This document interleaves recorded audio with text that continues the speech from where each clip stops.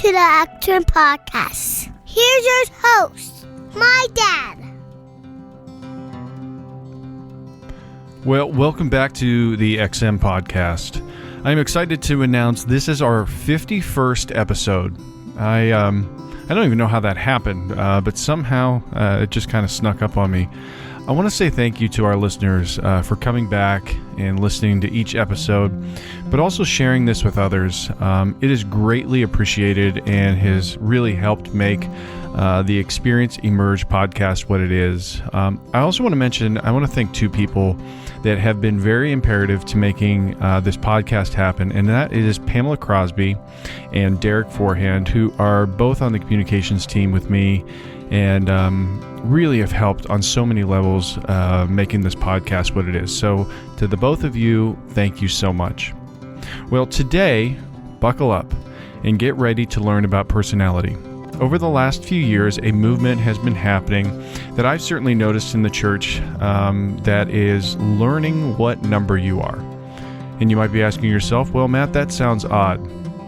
The Enneagram is a tool that has been gaining momentum, especially with Christians. Today, our guest is a friend of mine, our pastor's wife, and Enneagram coach. Please welcome to the show, Shannon McKee. Yeah, so I am our women's ministry director at our church. So that's how we know each other. That's right. And then I also am an Enneagram life coach. So I do some work with, so really my whole adult life has been in some sort of ministry or team setting. And so I've been mentoring people and coaching people for the last 30 years. So you mentioned how you and I know each other, and that is because we go to the same church. And not only do we go to the same church, I had your husband on the podcast probably almost exactly a year ago, I think. Yeah. And your husband is Pastor Rick McKee, and I just love your family. Talk to me a little bit about, our church and getting into ministry and some of your background around there. Yeah. So I became a Christian when I was younger, around the age of 10, but college was really kind of the time that my spiritual life kind of came alive. I got involved with a ministry called Crew, and Crew taught me early on just kind of the nuts and bolts of how to have an influence for Jesus, and my whole perspective on what I wanted to do with my life changed during those years. I also met Rick during that time, and he was kind of going through the same kind of transformation. And so he and I met, realized we were kind of on the same page, got married, and then worked kind of just jobs in our field. I was a writer and an editor for a year, but then after that we went into ministry with Crew and eventually started our own family, and we kind of did ministry together as a family. I can remember taking Madison with me into the sorority houses on campus at Kent State and meeting with students, and she would just kind of come along for the ride. And so we did that for the first 15 years of our marriage, and then Rick felt kind of called into ministry as a pastor, and so we made that transition together, which kind of left me a little bit more like, right, out there, wondering what is next for me, because I'd gone to seminary with him and done all that training.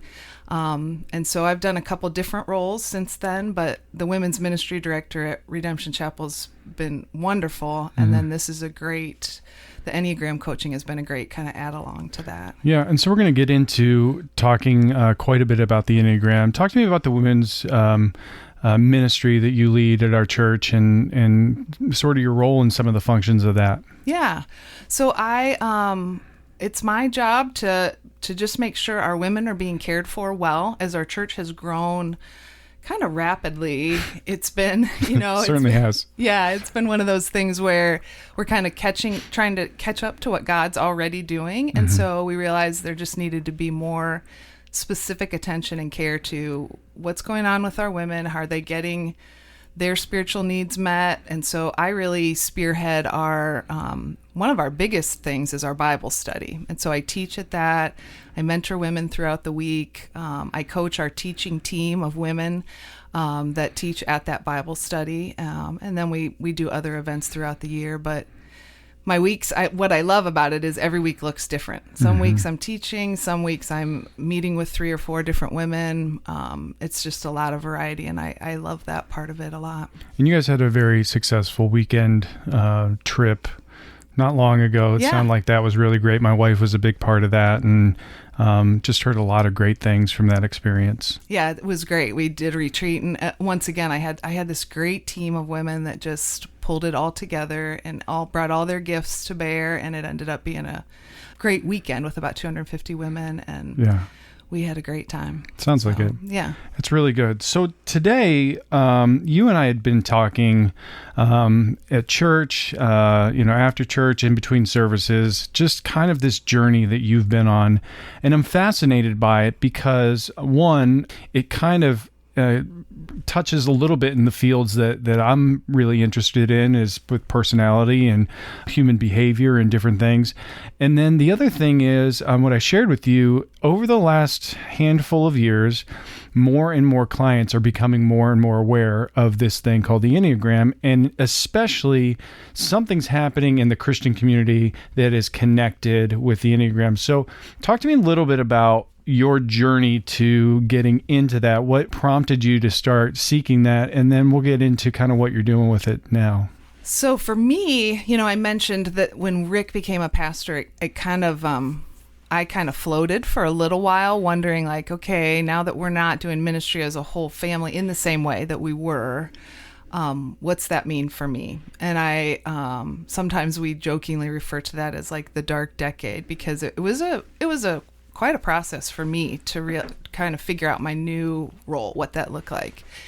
And in the process, I started to realize that I didn't have a great sense of who I really was. And so I was feeling kind of stuck in some different areas of my own life, sin patterns, just not feeling like I had a good sense of who I was. And a lot of times comparing myself to Rick, who's a high achiever, go-getter, very organized, and then feeling really frustrated, thinking, well, that to me, he seems like an ideal Christian. He seems like solid dude that I love him. And so I thought I should be like that, and couldn't really see where what I was bringing to the table that was different. And so kind of beating myself up about not being as organized as he is, or thinking things through in the same way that he does. And so I encountered this tool through, I think I heard about it on a podcast similar to this one. And I'm a reader and a researcher. And so I dove in and right away read about, the description that fit who I was, and felt seen for the first time in a while, and even started to understand my own proclivities and who I was. And so it was super helpful to me personally. And then as I started reading more and learning more, I thought, wow, I think I could use this in ministry settings. I could help other people have these same kind of aha moments. And so I decided to go get certified and be a little bit more official. Yeah. So for those people who are listening, let's talk about what is the Enneagram. People may have heard that word, or maybe somebody's listening has never even heard that. So let's give them a little bit of a scope of what are we talking about. Right. I know it wasn't terribly long ago. It came up at a dinner conversation, and my wife kind of looked at me and was like, why don't I have it? Because everybody was going around doing their numbers, and she's like, why don't do I have a number? Like, were they passing numbers out one day and I didn't get a number? So talk to me a little bit about what it is, so that if somebody's listening is going, I have no idea what they're talking about. Yeah. So literally the word Ennea means 9 and gram means graph or picture. And so it's a look or a map almost of 9 different personality types. And so it's a little bit like maybe in your workplace you've taken the DISC or the Myers-Briggs or one of those kind of tests, StrengthsFinder, those kind of things that help you take a better look at who you are. And so the Enneagram is one of those kind of tools it's been born over a long period of time. Different specialties have voiced into it, and now it's this 9-type personality testing tool. So it's essentially breaking down the Enneagram. It's a personality assessment. It's giving you a better idea of maybe how you tick, maybe a little bit of learning into how you maybe more often than not default into a type or characteristic. Is that a fair way to assess that? Yeah, it is. And I think the interesting thing, and I don't know nearly enough about the Enneagram, but it also shows you how you relate to others. And I think that's where I found a lot of clients, and the little bit I've used it is like in marriage counseling and couples counseling, of going, why this person might be responding this way or in that way. Can you speak a little bit to how then relationally it's interesting to find out these numbers? Yeah.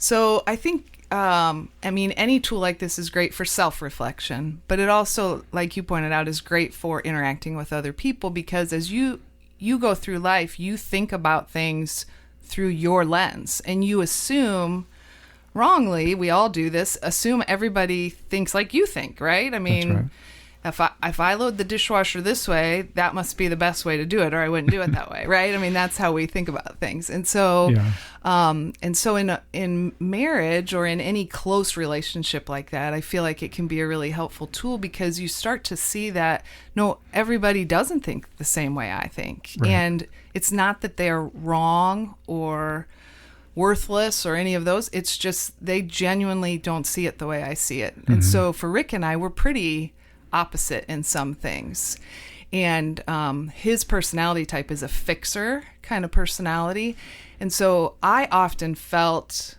like the object of that fixing, like, what's wrong with me, I need, but he genuinely just goes through the world and sees how to make things a better place. That's how he approaches things.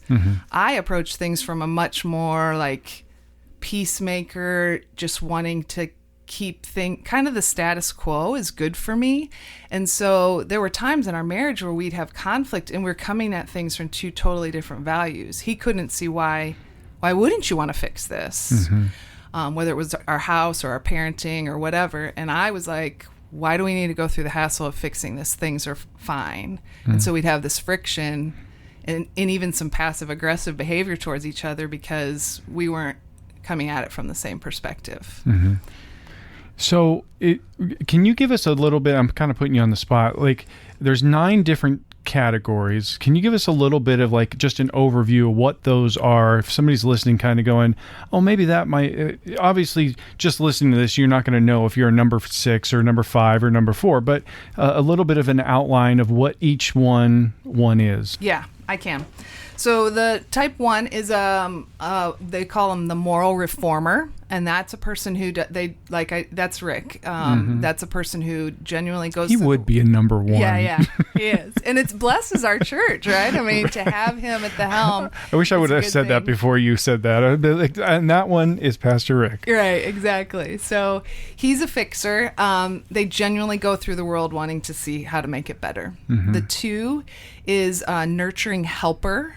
And that person genuinely wants to make things better for other people. They really thrive when they're coming alongside other people. They're servant-hearted. The 3 is the achiever.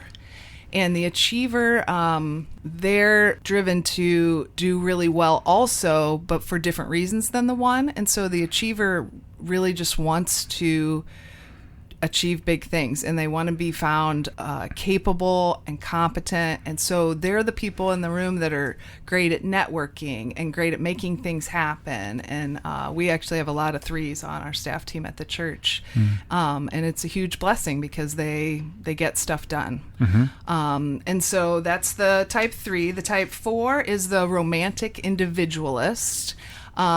They love to be unique and different. They're often creatives.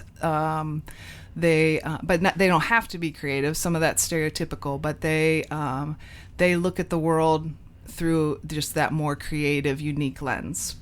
Then the type 5 is called the investigative thinker, and they are the researchers among us. They want to be capable, and they want to comprehend well, and so they're managing their resources really well throughout the day to make sure they have what they need to bring to the world. Then the type 6 is called the loyal guardian. They're the people you want to have in your court, because once they come alongside you, they'll stick with you, and you can kind of count on them. My daughter is a type 6, and she always gives me a hard time because she doesn't like that sometimes it gets associated with somebody who's anxious. But the type 6s probably saved us during COVID because they were the ones who'd already thought about all the possible scenarios that could go wrong, and were ready for them, and able to kind of handle it. Yeah. The type 7 is they call them the enthusiasts. They love a good adventure. Sometimes they have a harder time with emotion. They feel deeply, but they are so prone towards looking to the next thing, the next adventure, that they'll move past their emotions too quickly sometimes. Interesting. The type 8 is the protective challenger. My son is the protective challenger, and we say of type 8s that they're like a bulldozer that plows the way for people, but you also don't want to get in their way. And so an unhealthy 8 could plow over people, but a really healthy 8 is going to be the one making paths for justice and truth to flourish. And then the type 9 is the peacemaker. That's the one that describes me, and it's more it's not the same thing as always keeping the peace, but it's wanting that unity of thought and emotion and tranquility to be within them first, and then they want to help create that wherever they go. And so they don't love conflict. Yeah. But I think it's fascinating. And so if somebody's listening right now, what would you suggest if they were like, I'm interested in this, where do I do a little bit of a dive to think maybe I'd like to find out what number I am? Like, how do people do that? So there are online personality testing sites. I think those are less helpful, honestly. They're not a bad place to start. There is a free assessment on the site. The group that trained me is Your Enneagram Coach, and they have a free assessment on their site. That's a pretty good one. But I meet a lot of people that are like, I came up 2 or 3 numbers really high, and I don't know what I am. And so my recommendation is a book called The Road Back to You by Ian Morgan Cron.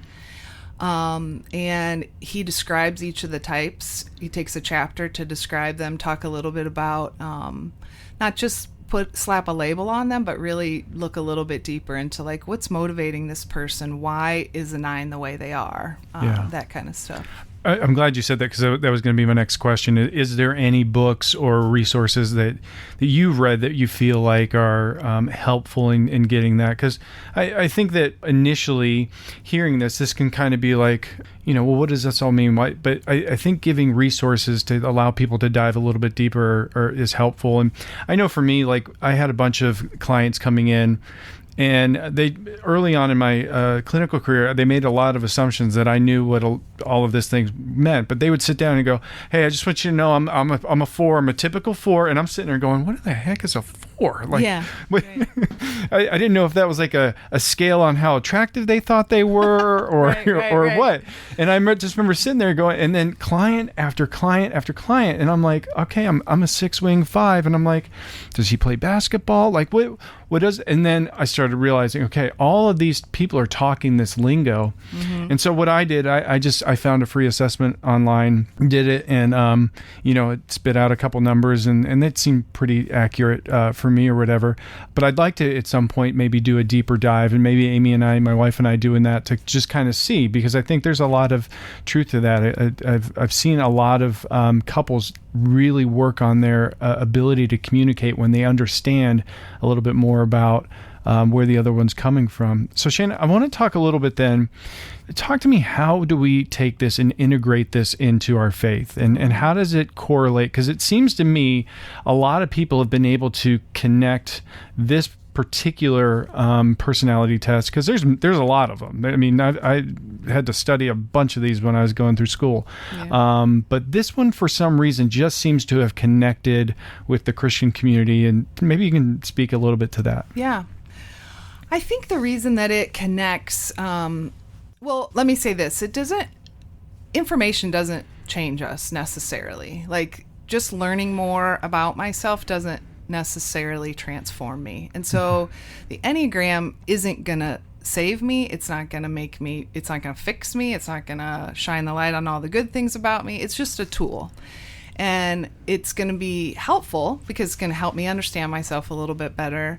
But if I don't do something with that and kind of submit that to the Holy Spirit, then all I've done is just label myself, and I can hide behind that label even, or misuse that label in a way that's not really very helpful. And so what I love about taking the Enneagram and kind of intersecting it with spiritual formation and my walk with the Lord is, now that I'm more aware of certain things about myself, it plays out in my relationship with the Lord. So I'm more bringing my full self before Him when I'm interacting with Him, because now I better understand why I get nervous when I'm going to go into a doctor's office or when I'm meeting someone new or whatever. I have a better understanding of what's going on inside me. And so then I can talk to the Lord about that in a way that when I didn't understand it, I just would it was more of a space for shame to take root, because then I just felt bad about who I was. Like, why am I so freaked out about this situation?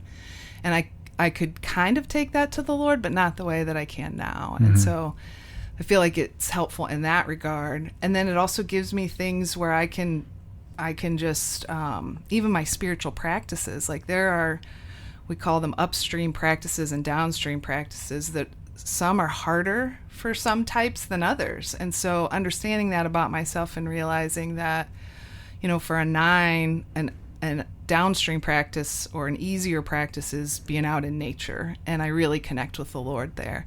And so now I have a more of awareness when I'm having a rough week or whatever. I know I need to get outside, and that's a downstream, really healthy practice for me. Yeah. You know more about this than I do, but with each of these numbers that are associated with these different personalities, within those, you shared a lot of the, I think, positive attributes, but there's also opportunities within those as well. And I think that's an important part of the Enneagram process, is being able to go, here are some of the things that maybe I thrive in, but here are some of the things that maybe the Holy Spirit then can speak into, of opportunities that I need to be more mindful of to make myself more of I don't want to say whole person, but closer to maybe what God's designed us to be. Mm-hmm. I think so. I think it's a great tool for that, because every one of the types has a core motivation and a core fear that's driving them. And then when we look at it, it's not necessarily a Christian tool, but when we look at it through a Christian lens. Thank you for making that point. Yeah. When we look at it through a Christian lens, we can say, okay, well, God actually meets every single one of those core fears. So if we were to list out the 9 types and their core fears, we could hear Jesus speaking over us the truth about who we are in Him. And so we can deal with that core fear and the negative things that kind of come with it. And so for me, a core fear is like moving forward with something, because I have, I'm not sure if what I have to bring matters. And so I'll tend to hold back a lot of times. So even starting this coaching business has been huge, like, step of growth for me to say, okay, no, this is something I think I can bring to the world. I'm going to step out and try it. Yeah. And so, but always in the background is this tendency to hold back. And now I know that about myself, and I can bring that before the Lord and say, Lord, protect me from when this leads me to be lazy or slothful or whatever. Yeah. And so I think you brought up a really good point in reminding people that this is a really great tool, but it's not like something that's in Scripture that God's saying you needed to define yourself by a number. Because there are also clients that I've seen that have gone way too far with this, where this then starts replacing some aspects of Scripture, and that can be concerning. Rick did a wonderful series on Scripture Plus, and there's a lot of great things in our world, but we never want to put that in that same zone. Does that make sense? Oh, totally. And I've seen the same thing. Like, I don't want to be, I do feel passionate about the Enneagram and the way it can help people grow, but I don't want to be known as the Enneagram girl. I want to be known as I'm going to put that on the podcast. Yeah. the Enneagram girl. Right. And so, I mean, I think if we don't keep the Spirit of God central, any tool can be misused and can be harmful to us. And so I don't love it as a label. I don't like to walk around and type other people and just be putting labels on people all the time. Absolutely. I mean, I got trained in EMDR, which is a great therapy. It's not necessarily a Christian therapy, but we can really easily integrate it with our faith.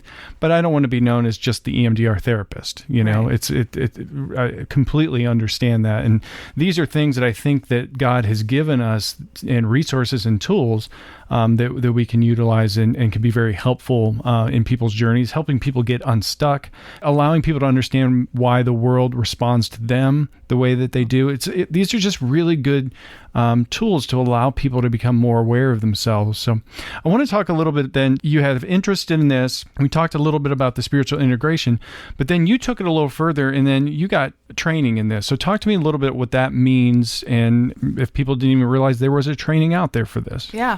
Yeah, so summer of 2021, I decided to, Rick and I... Do something. Right, because there was... Do anything. Everything was shut down, right? And so Rick and I decided to spend the money and the time and just invest in me getting some more training. And so it was a series of, I don't know how many hours it was, but it was hours and hours of classes online and then interacting with people that were going through the same training with me. And then, as I developed the skills in how to best use the tool, how to interact with people, the certification I got was from a Christian perspective so that I could specifically use it in this way with other believers. And so it's a pastor and his wife that have kind of developed this way of looking at it. So at the end of that, you have a certification. And so you're a certified coach able to use the Enneagram to help people dive a little bit deeper into that. So talk to me a little bit about then what you've started in your coaching program. So I have a couple of things that I've been doing so far. And one of those is meeting with people one-on-one and sometimes just one time so that they can get a typing, they took the test online or they read about it. They feel like they have a sense for who they are, but they don't know where to go from here. And so we'll meet once and I can give them some tracks to run on and then they can do their thing. For somebody that wants a little bit more than that, I have like a 5-session coaching package where we go deeper into, because the Enneagram has a lot of nuances to it. There's different labels and triads and ways you can use the other numbers around you and all that stuff. And so I can go deeper with people and really help them take that deep dive. And so that's my one-on-one coaching. Then I do marriage and family coaching where I could sit with a family or with a couple and help them do kind of what Rick and I did, where we started to learn. And there's a lot of aha moments in that where it's like, oh, I never thought about the fact that you think about it that way. And so just helping them see each other and understand each other a little better. And then I've also done some team coaching where I've gone into the crew staff team at Kent State and met with them and said, helped them understand each other better because they're in a pretty high intensity going back and forth kind of situation and they need to trust each other and feel like they know each other. So I helped them in that setting and I can do that. And I've done it with our church staff team, those kinds of things. I especially love doing ministry. I can do other, workplaces too, but obviously with my background, I have a special heart for people doing ministry. And then I do some workshops and retreats as well. So individual, marriage and family, and then teams and workshops. So there's essentially 4 different types of groups that you're serving those populations in this regard. So Shannon, so I'm a mental health therapist. If somebody's listening, when do they delineate versus going, okay, do I seek counseling for this or do I seek a coach for this? Is this something that would be appropriate for here? Like, what are some of your thoughts around what kind of delineates the things that we do? Yeah. And you and I have talked about this a little bit because it is kind of hard sometimes to nail down which is more appropriate. I do not have the training of a therapist, and so I'm not going to be able to help somebody with the same kind of clarity and help walk through like trauma from their past or things they're trying to work through in that regard. I might be able to notice a pattern and be able to help them, point them to that, and encourage them to go explore that more. But really what my kind of niche role is to say, if somebody's feeling stuck or they're feeling like they want to better understand themselves and have that clarity, then I can help them more. It's more present day path for growth kind of stuff that I would be helping them with. I think that's good. I think, I always want to clear that, because like if somebody's listening is like, I'm dealing with severe anxiety and I'm not functioning in my life, you're not ready for coaching yet. We need to get you to a place where you're beyond that clinical level of distress, that you're functioning in life, at your job, at home. And then if you want to take that, because we had a great conversation at our team, because we have coaching at Emerge, and we were talking about that today, the delineation of coaching and getting into clinical counseling. I think a lot of it is, I'm in a pretty good place, but I know I could thrive. Like I could be really pushed over the edge if I really understood these things about myself. And for me as a clinical counselor, I can only see so many clients. I don't need somebody that's like, I'm doing pretty good, but I feel like go to the coach. Mm-hmm. That's where we can work really well together. But then I've got, a client who is barely functioning. Their depression or bipolar is so debilitating that they're not come to me. Mm-hmm. And today I was talking in our call, I've worked with clients where we've worked through trauma, or we've worked through whatever brought them in that was a debilitating diagnosis. And then it was like, now we got to work on some life skills. And I'm going to send you over to a coach, and they're going to start working on that, so I can get the next person in that's, and I think our one of our coaches today was mentioning coaching meets you at the top of the hill before you fall over, and the counselors meet you at the bottom when you hit the bottom. So I thought that was kind of a good analogy. Yeah. And I love that idea of like we want to minister to whole people and help them holistically. And so I love that that way that counseling and coaching can work in tandem instead of feeling it all in competition. Like we're offering different things to give people different tools. Absolutely. I think it's such a huge opportunity, because I feel like in the past, and you may have experienced this, I feel like there between counselors and coaches, there's been this tension that doesn't need to exist.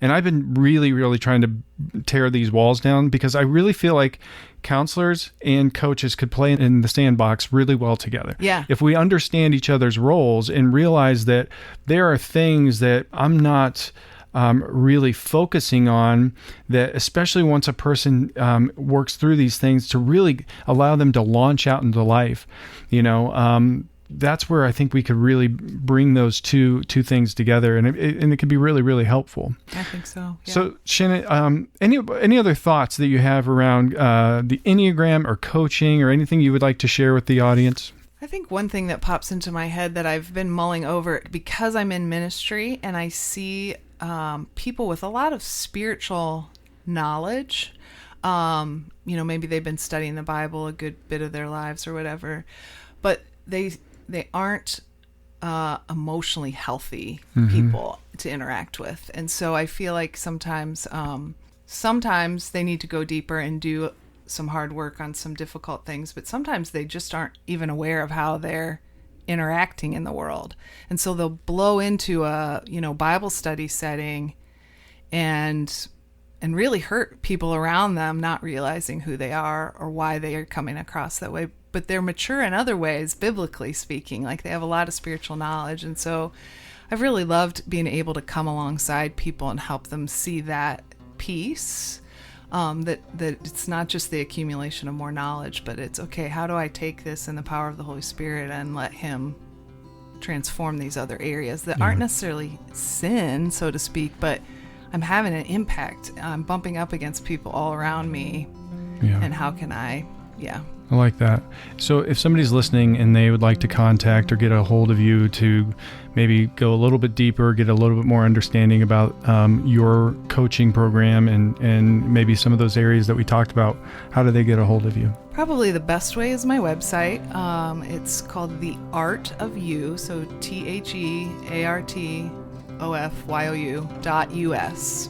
And my Facebook and my Instagram are there. There's information about who I am, as well as some of the different services I offer. And so usually what I do is a 20-minute consultation call with somebody for free first to see if it's even a good fit and if I can help them. And so that's usually where I tell people to start.